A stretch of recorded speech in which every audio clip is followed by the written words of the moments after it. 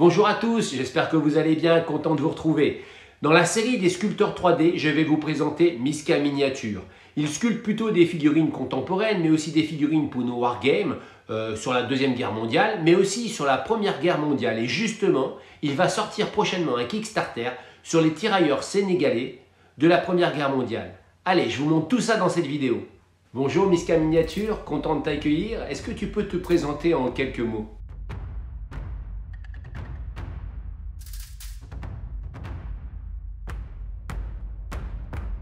Est-ce que tu peux nous raconter ce qui t'a amené à la sculpture 3D?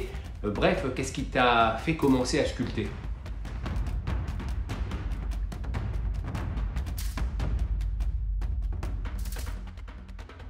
Tu as déjà proposé des projets sur Kickstarter, tu as aussi sculpté pour d'autres, comme pour l'équipe des tranchées aux barricades. Et là, prochainement, tu vas nous sortir un Kickstarter sur les tirailleurs sénégalais. Est-ce que tu peux nous en dire un peu plus sur ce projet ?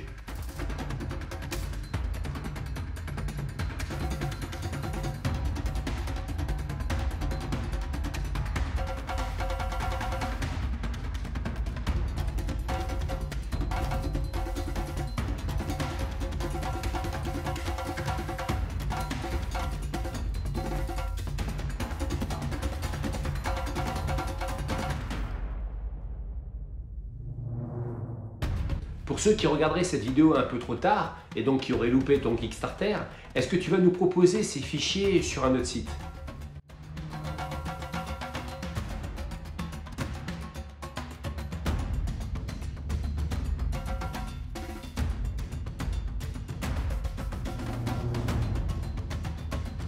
Merci Miska Miniature pour cet échange.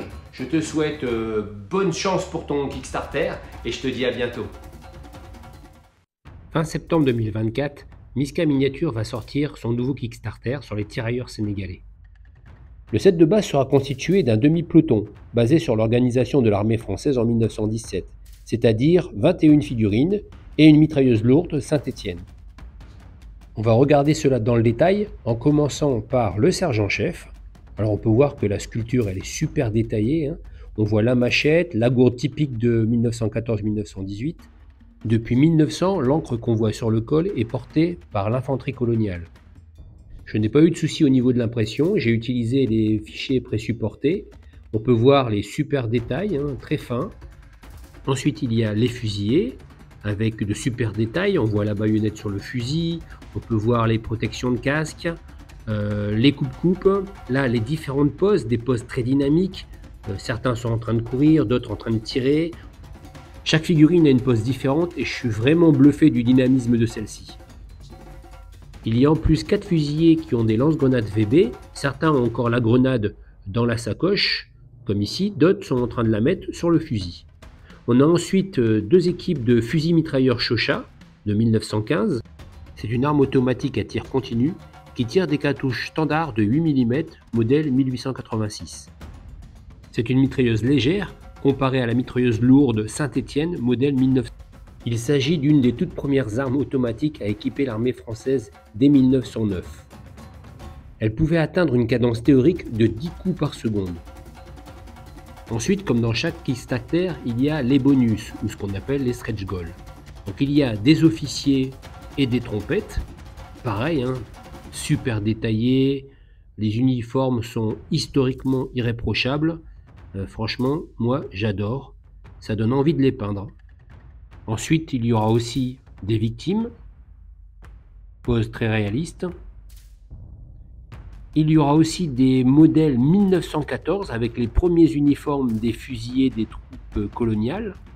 Modèle superbement détaillé avec la chéchia sur la tête, le coupe-coupe, la baïonnette et aussi le havresac. Voilà différentes poses, toujours aussi dynamiques. C'est vraiment comme si elles étaient en arrêt sur image.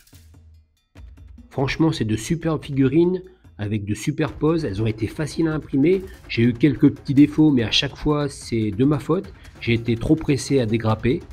Donc franchement, j'ai qu'une hâte, c'est de les peindre.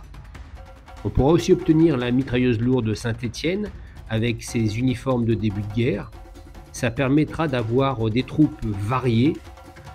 Pour ceux qui seront les premiers à valider le Kickstarter, il y aura une surprise. Je n'ai pas mis la photo, mais je vous assure, soyez dans les premiers. Et pour terminer, je vous propose un petit comparatif avec à droite une figurine de Warlord Game, un officier de l'armée américaine, et à gauche une figurine imprimée 3D de l'armée française sculptée par Colonel Mullen Miniature. Bon, c'est peut-être un petit peu plus grand, mais ça matche parfaitement avec les deux modèles. Et voilà, la vidéo est terminée, j'espère qu'elle vous a plu. Comme d'habitude, likez, laissez des commentaires et surtout abonnez-vous, c'est important pour la survie de la chaîne. Et je vous dis à bientôt.